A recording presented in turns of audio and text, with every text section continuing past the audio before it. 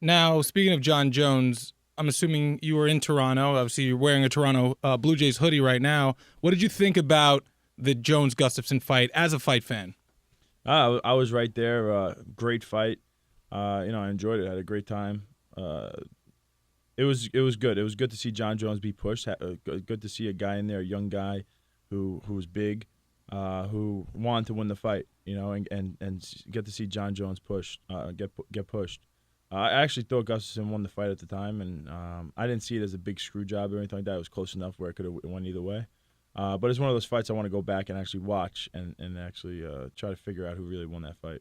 Now, John Jones, his performance inside the cage, it's undebatable. I mean, the guy is incredible. The other night, I thought that was a defining moment in his career. But outside of the cage, he seems kind of fans kind of abrasive, where fans dislike him. They think maybe he's too cocky or this or that. Why do you think that's so with John Jones? Why do you think that an athlete that's that dominant, that good, that gifted could be so good inside the cage and be so abrasive to certain fans outside the cage? Because we were talking about it on yesterday's show.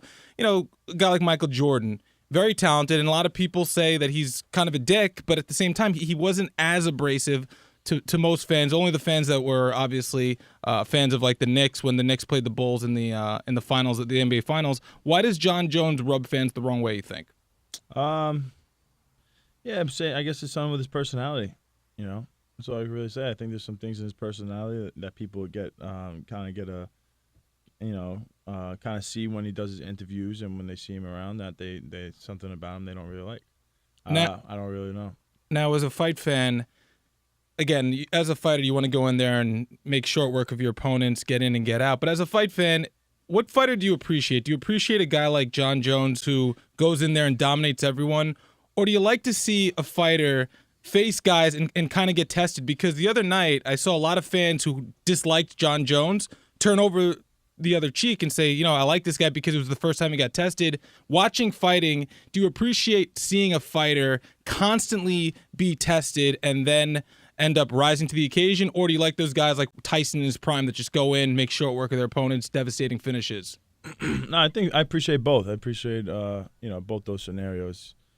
Whether they're finishing guys early, I just want to see guys. The biggest thing to me is I want both guys in there to be confident that they're going to win. If both guys are confident they're going to win, I don't care if it's a finish or not. It's going to be a great fight.